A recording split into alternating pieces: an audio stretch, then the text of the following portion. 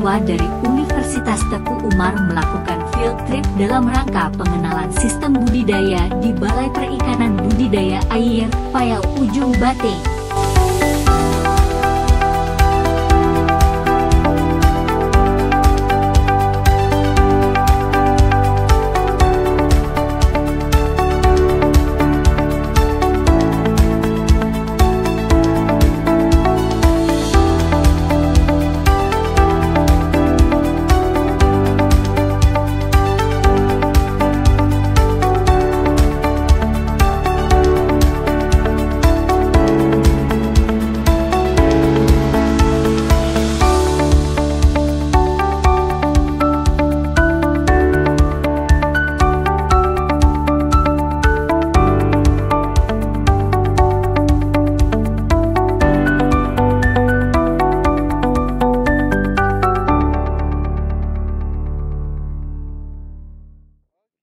Assalamualaikum warahmatullahi wabarakatuh. Sebelumnya, perkenalkan saya Arya Gading Harahap, mahasiswa Aquakultur Universitas Teguh Umar.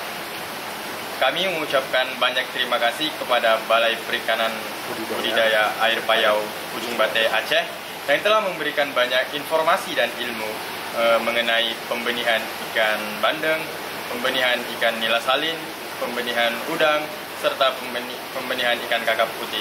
Sekali lagi kami ucapkan terima kasih atas sambutan dan informasinya. Wassalamualaikum warahmatullahi wabarakatuh.